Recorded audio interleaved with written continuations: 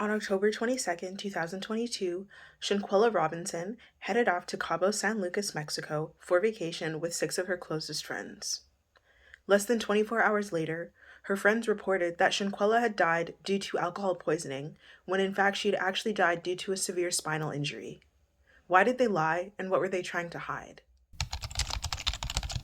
Shanquella Bernada Robinson, affectionately known as Quella, was born in September of 1997. She was born and raised in Charlotte, North Carolina, United States of America. Shanquella was a well-known and successful entrepreneur.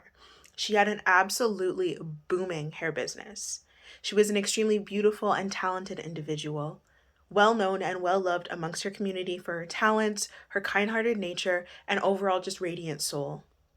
She had plans to expand her business and continue to build an empire of her own, so very driven at her young age.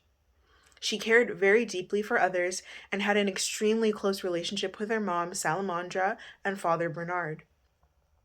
Her mother says that Shanquella had an absolute heart of gold. She loved everybody, and everybody loved her right back.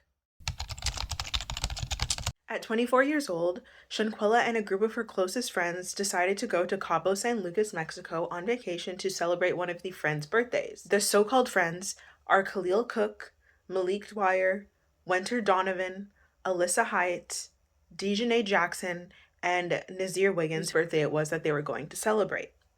Shanquella was extremely excited, and she was definitely looking forward to this trip that they had been planning since June of 2022.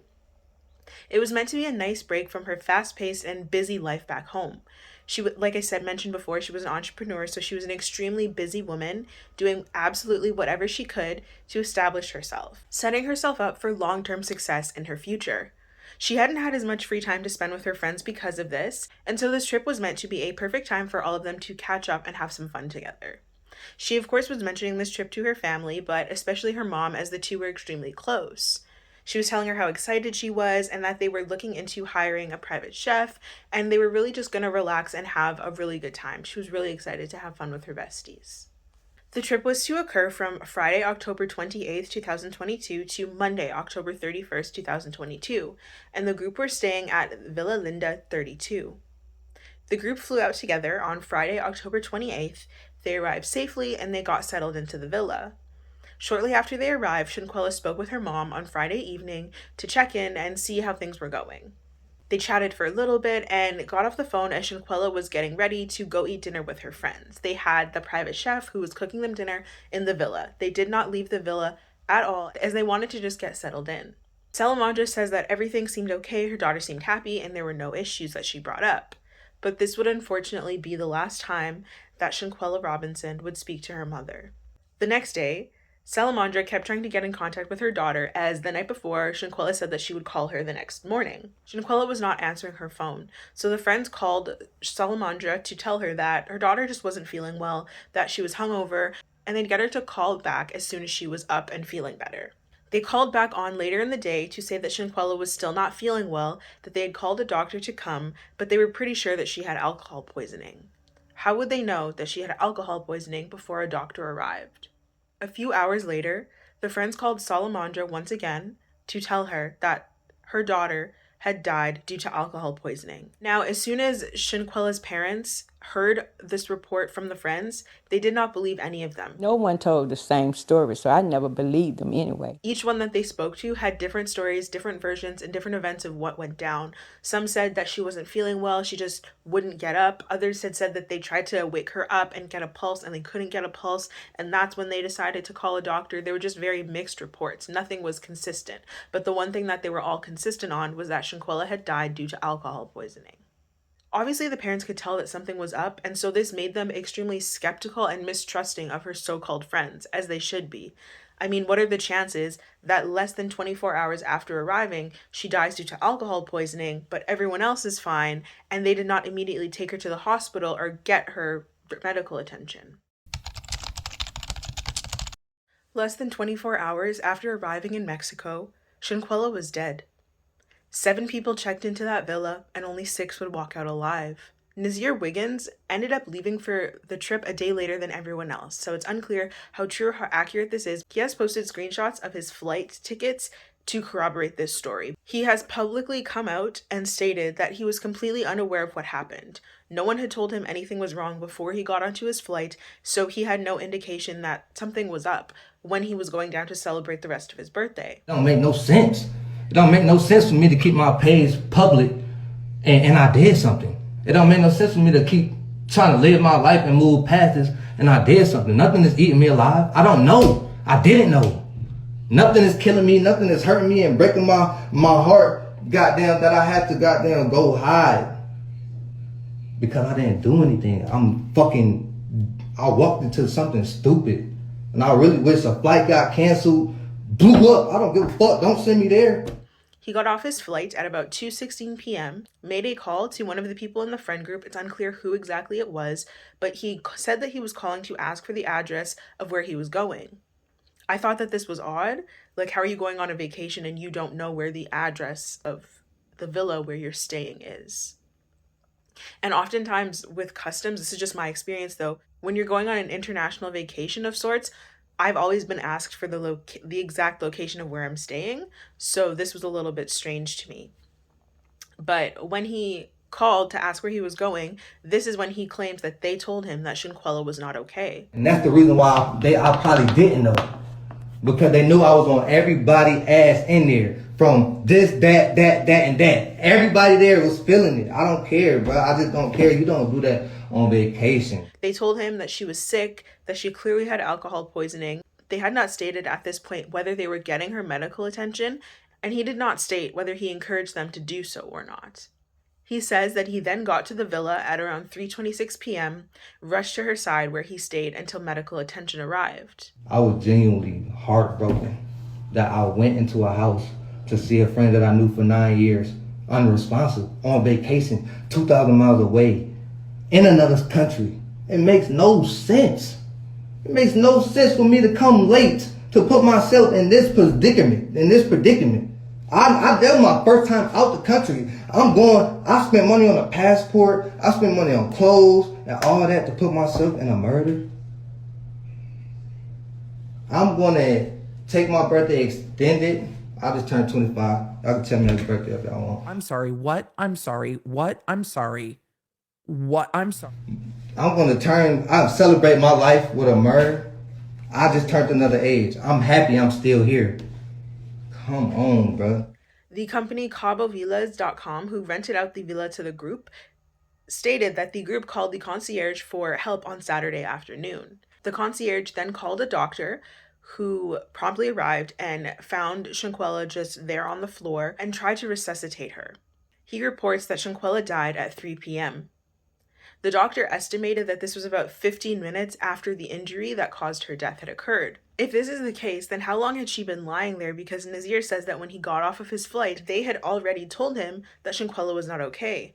And when he arrived at 3:30, he said that the doctor was not there, but got there afterwards. So the stories are already conflicting and confusing right from the beginning. Shanquella's friends had reported to the authorities and to her family that she had died due to alcohol poisoning, and the Mexican police took that at face value before doing any investigation themselves into what really happened. Mexican authorities said that there is no clear evidence that Shanquella was murdered, and the U.S. State Department in Mexico refuted the parents' claim that Shanquella had been murdered, siding with the Mexican authorities instead of the Robinsons.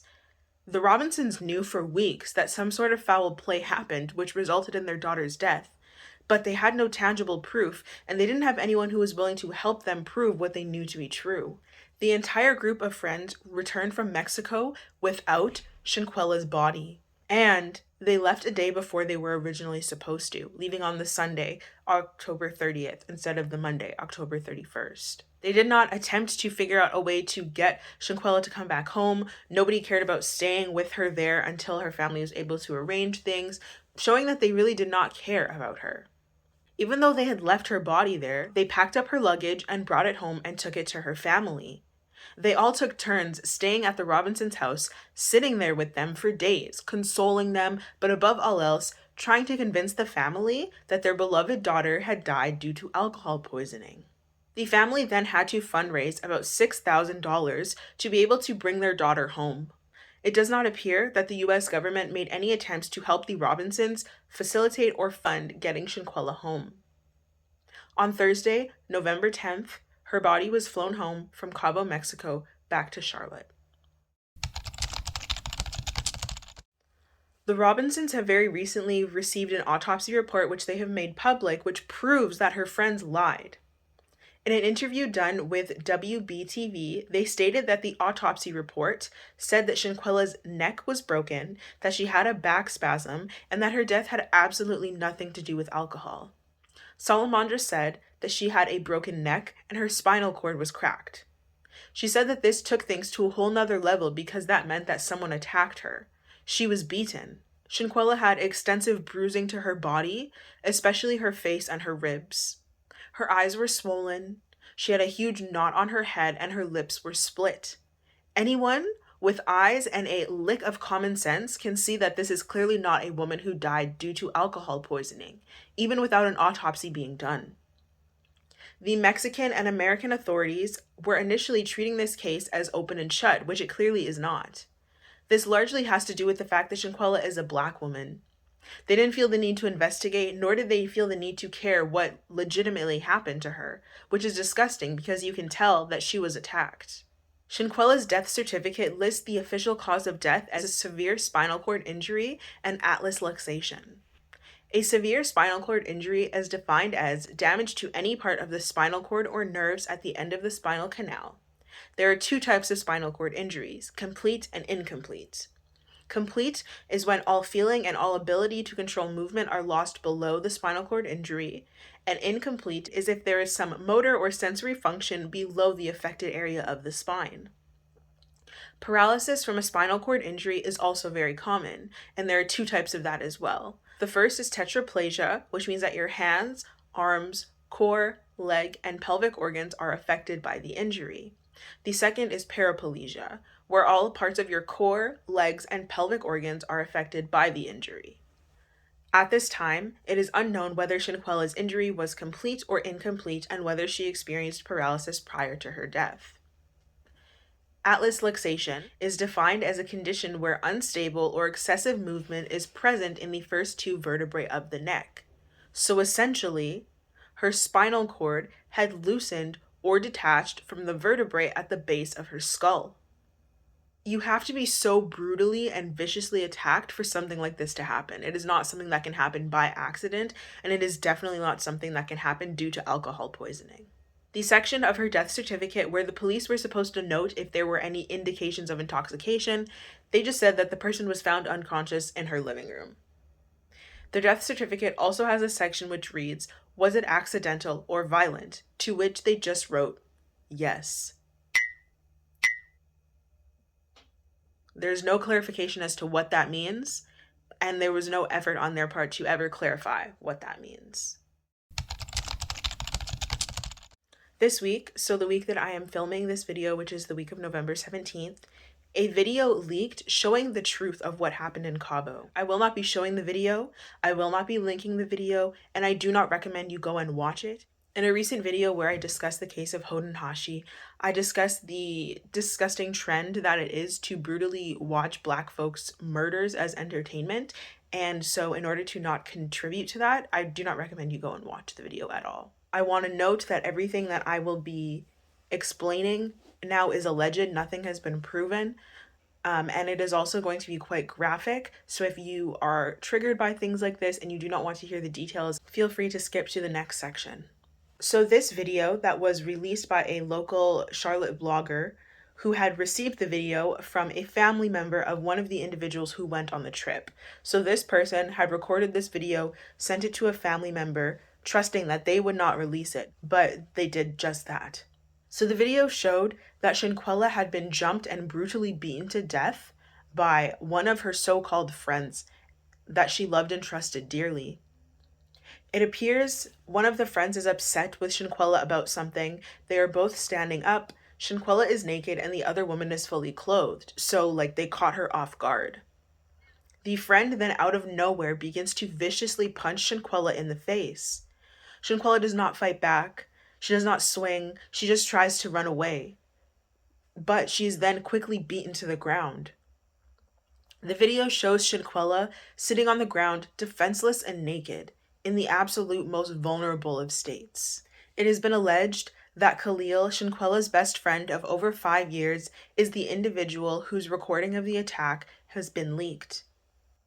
Khalil can allegedly be heard egging on the fight, saying, "Quella, can you at least fight back?" Quilla, can you at least fight back? To which Shanquella replies meekly, "No." He then repeats himself, "At least fight back, something." At least something? At least fight back, something? The way he was saying this is absolutely disgusting. It was very much said in a way like, this is going to be a boring ass fight if you do not fight her back. Like, do something, otherwise why am I recording?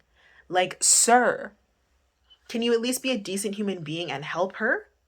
Disgusting! This woman is then seen punching, hitting, and slamming Shanquella to the ground in their villa.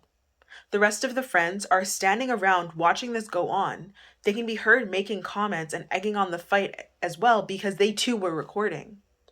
It's unknown at this point if the rest of the friends participated in the attack themselves, like if they physically were beating Shanquella, if they were all beating her together, or what exactly happened after the video stopped recording. Throughout the attack, Shanquella does nothing to defend herself or fight back. This is especially heartbreaking because it was so clear that she did not want to fight, let alone fight one of her best friends.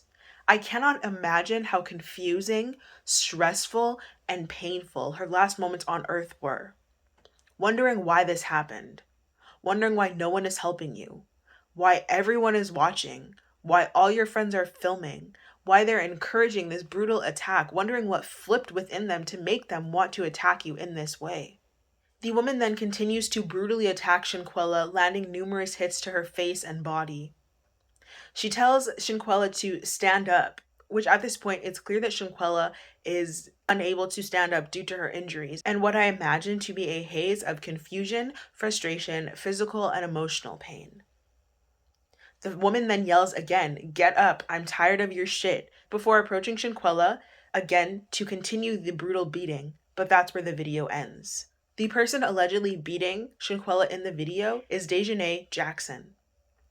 After it was leaked that she was the one who beat Shanquella potentially to death, she began to post on social media that she would accept Cash App payments for interviews in order to tell her side of the story, trying to make money and profit off of brutally beating her friend, causing serious injuries which resulted in her death. She has since deactivated all of her social media accounts. Her LinkedIn, however, was still up at the time of filming this video, where she clearly states her intentions of wanting to be a healthcare worker. The absolute irony of this woman wanting to be a healthcare worker, yet beating her friend up, leaving her to die, colluding with her friends to cover up the death, lying to everybody about what happened, and then leaving her body in another country to try and prevent the truth from coming out is not lost on me. After she was brutally beaten, no one immediately tried to get her medical attention, nor did anyone try and help her. After the video was leaked, the Black community internationally expressed their disgust and frustrations online. All of the people being up in arms about Shanquella's brutal beating and death was now putting a lot of pressure on American authorities to act, to do something, because it is now more clear than ever that Shanquella had in fact been beaten to death. The U.S. Department of State, the same ones who denied the Robinsons' request to look into the death prior, have now released a statement stating that they are investigating Shanquella's death. The statement reads as follows: "We are aware of the reports regarding Ms. Robinson. Protecting the welfare of our U.S. citizens overseas is among our top priorities. Out of respect for the privacy of those involved, we have no further comment at this time." Why did they have to wait for public outrage to get involved and investigate the clearly suspicious circumstances surrounding her death? The family is absolutely devastated. Shanquella was and is so deeply loved. She will forever be so extremely missed. Her father is absolutely heartbroken. He says that all he's been doing is crying and trying to figure out what happened. He can't be a grandfather. He cannot walk her down the aisle. She's just gone. He questions how they could do this to his baby, going on in an interview to say with the North Carolina Beat that all of her friends need to be in jail right now in Mexico and they shouldn't have been let go. They shouldn't have been allowed to leave the country. Salamandra says that she will not be at ease until someone is arrested. I probably won't be at ease until someone's arrested. The family has contacted the FBI to help them solve the mysterious circumstances surrounding Shanquella's death and bring truth to light. They also said that a private investigator will be hired if the answers do not become clear. At this point, there is no GoFundMe or crowdfunding or place to send donations to the family. If a GoFundMe is created or an email address or PayPal or Cash App or something along those lines is put out there where donations can be sent, I will share that information and it will be left in the description. Unfortunately, Black women being murdered when with their so-called friends is not a new occurrence, and many Black women and girls have had their lives put in jeopardy for entertainment's sake when with folks that they love, folks they consider friends and family, those who are supposed to have their best interest at mind, and then make the split decision to no longer do so. Tamla Horsford is an example of this. On November 3rd, 2018, 40-year-old mother of 5 was headed to a sleepover birthday party of a good friend, Jeanne Myers, in a small southern town with an extensive history of pervasive racism, especially within their policing and law enforcement system. Jeanne had invited a group of moms, and she told everyone that they should sleep over as she didn't want anyone to drink and drive. Now, it is important to note that Tamla was the only Black woman present and the only Black person present at this party. At around 8:30 p.m., Tamla arrived with a little bottle of tequila, an overnight bag, and when she got there, she changed into a white onesie covered in paw prints. All of the moms had agreed to go to this party because it was ladies only. But Jeanne's boyfriend, Jose Barrera, and someone else's husband named Tom Smith ended up staying. Nobody wanted to argue with the birthday girl, so they just kind of let it slide. But it was like a little bit of side eye, like why are the men here all of a sudden? The women drank and socialized upstairs while Jose and Tom were in the basement watching football. This is the story according to Jeanne. Tamla was the only person who smoked at the party, and this night, Jeanne alleges that Tamla was smoking weed. She says that she asked her to stop and called her the female Bob Marley, which, remember that pervasive racism we're talking about? There we go. This statement is a microaggression, but that's a form of racism.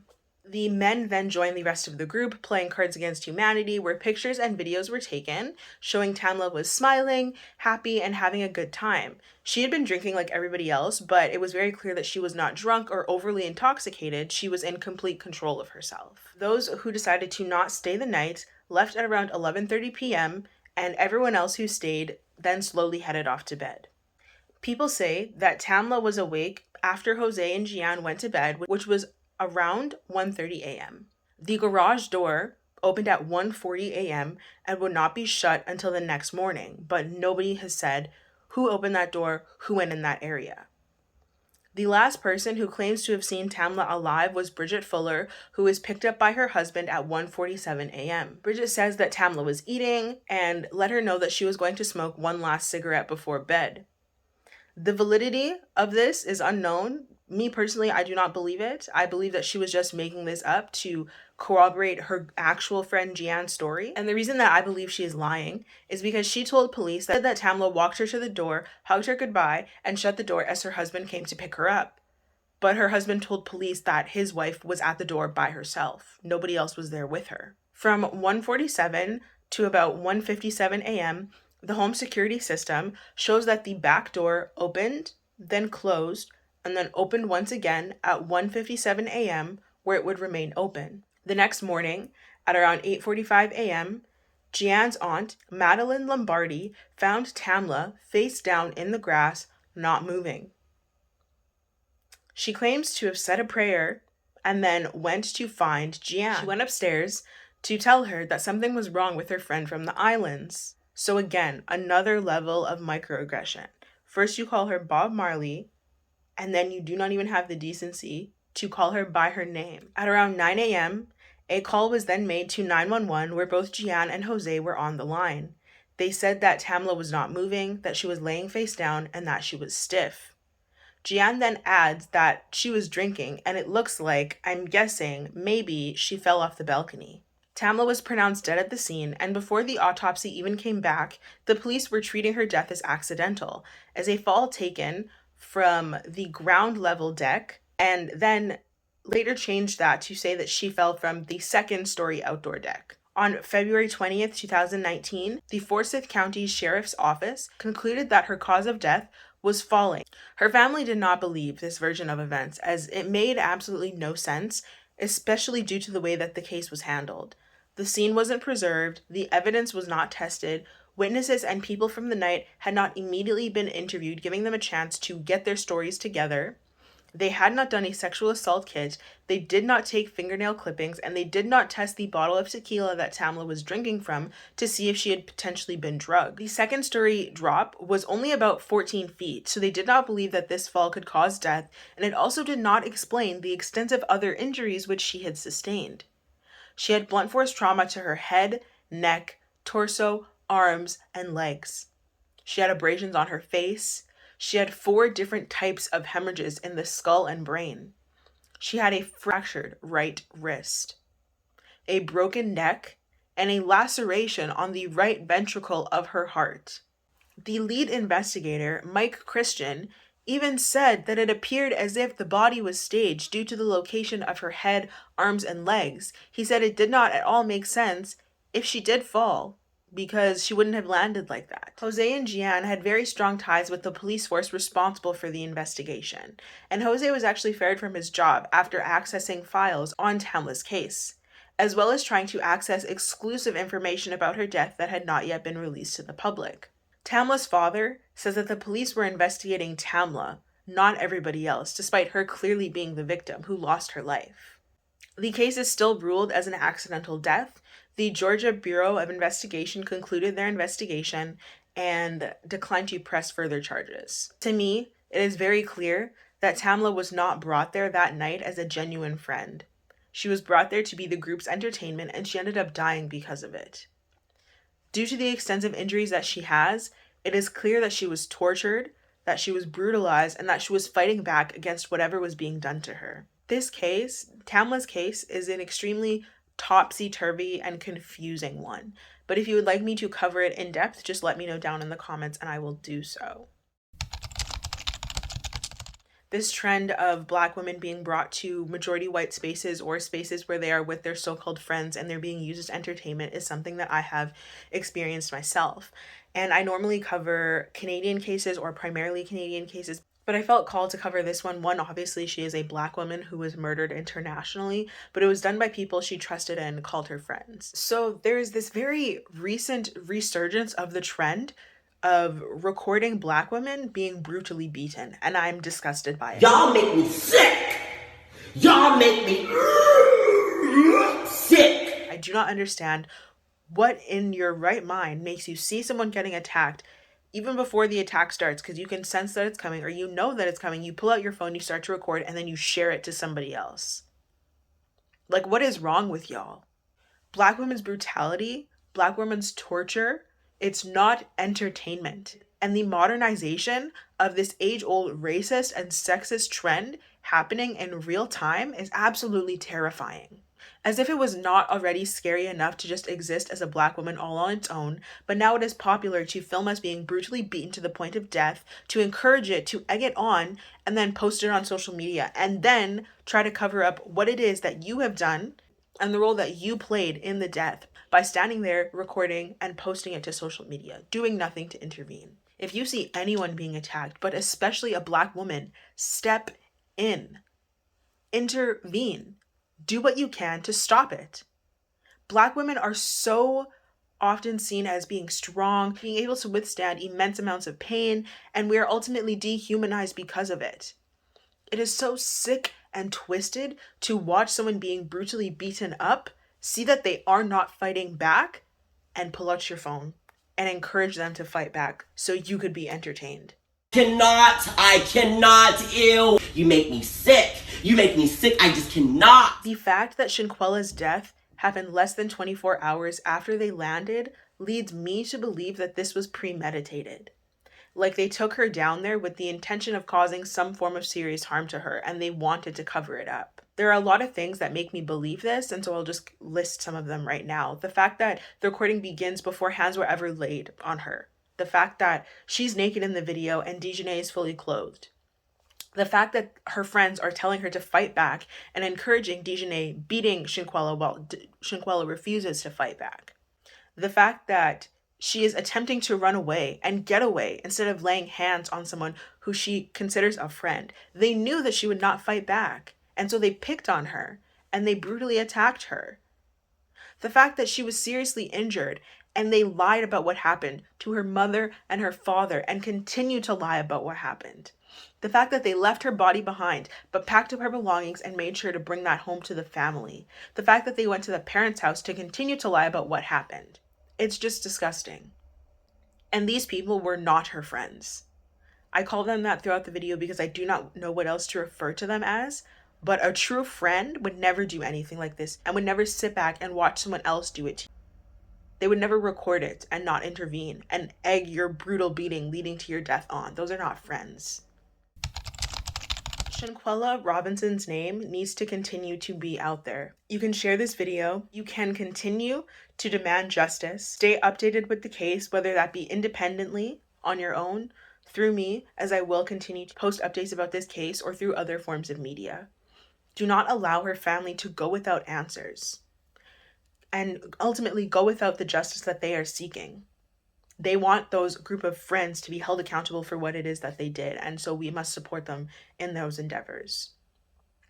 We have to keep the public pressure up on authorities to ensure that her clear, brutal murder doesn't get swept under the rug as her friends intended.